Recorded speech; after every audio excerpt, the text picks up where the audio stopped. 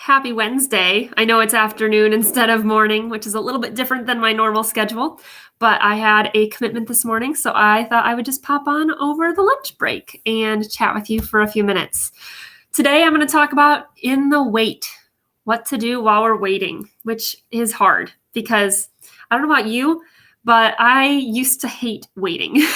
And I wouldn't say I like it anymore now, but I will say I've gotten a little bit better at waiting than I used to. And I'll give you a few little tips here about what I do in the wait. So, today, the reason I wanted to talk about waiting is actually because I am in a season of waiting. So, December is typically known as the season of Advent. For those of us who follow a church calendar or a calendar that leads up to Christmas. And so Advent is the time of waiting before that Christmas time occurs. And so Advent means to come. And it's the season when I am waiting for the baby Jesus to be born. So I am already thinking about waiting during this season because of that. But I also realized that I have been in a season of waiting for a while. Now, it's not a season of waiting that's like nothing is happening, right? It's a season of waiting that there's a lot happening, actually, and that there is a lot that can be happening in that waiting season. And so I wanted to share with you what I do when I'm in the waiting season, because maybe it'll help you. If you are waiting for something, doesn't matter what it's for. If you want to, you can share it. That'd be really cool to hear some examples of what people are waiting for. But if you want to share what you're waiting for. I'll share now one of the things I was waiting for. I am waiting to receive registrations for the spring semester of some of my music classes. So I'm waiting to see how many students will be in some of my classes. I'm expecting the same numbers as the fall semester, but I don't know for sure. So I'm waiting on that information, on that data, on that list, right? Now, that's a very concrete description of waiting, but it really parallels what I'm going to share about waiting in other areas. So, for example, while I'm waiting for these students to get final numbers, I'm still working on my list of what songs we're going to sing this coming semester. I'm looking at the repertoire that might work for them, the songs levels, difficulty level that might work for them. And I am considering different options, different styles of music. So we use some fast songs and some slow songs, for example. We might do a song in another language, or we might there's all sorts of things we can do, right? So in the waiting, I'm still being active. I'm still growing. If I waited to plan those songs before I got the number of students I have so that I can actually purchase the copies, it would be really hard to actually take that time.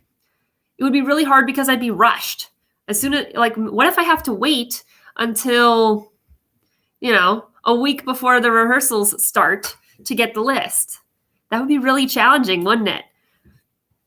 If I hadn't planned ahead on the songs that we're going to do. So I'm going to prepare. I'm going to have my whole list of songs for the spring semester ready to go so that when I get that list, I can literally press purchase on that list of songs so that they're in my cart ready to go. I can just change the quantity number of the songs the number of copies I need, and I'll be ready to go. And it won't be stressful at all.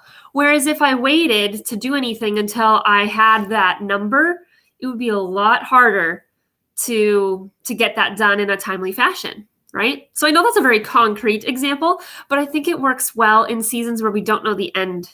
We don't know when the end will happen, or we don't know when X will occur. We don't know when our waiting will be over, right? Because when I'm in the waiting season, and this is more or less concrete than the other example I gave, but when I'm in a waiting season, I focus on where can I grow? I choose to focus on how can I be ready for that next season? How can I prepare for that next season? Maybe it looks like working on boundaries. Maybe it looks like learning. So I read a book.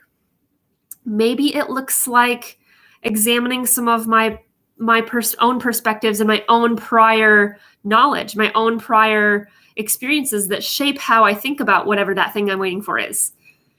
So maybe I'm practicing, right? If you're waiting for, let's say, a job, what's it called?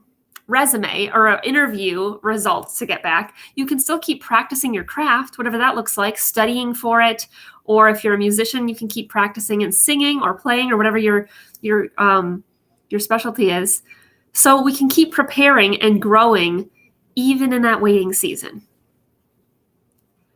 Does that encourage you? I hope so. If you want to share what your waiting season is, I would love to hear more in the comments about what that looks like for you. If this was really helpful for you and you're like, man, that makes sense. I have a whole section in the Strength Trainer Voice group, which is in the description of this video. If you're already in the group, that's awesome. Go check out the guide section. There's all sorts of different videos, but they're all categorized based on how they help you most. And I have some on personal growth in the guide section in different ways that can help you, especially if you're a music teacher or someone who sings a lot. I talk about growth related to some of those topics, and it can be really useful for you. So go check that out if that interests you. And I hope to see you in the group because I have some cool things coming up pretty soon, and I'm going to share it there first. Actually, I'm going to share it there only because some of this stuff isn't necessary for all of my fun Facebook friends. But I can't wait to connect with you in the group.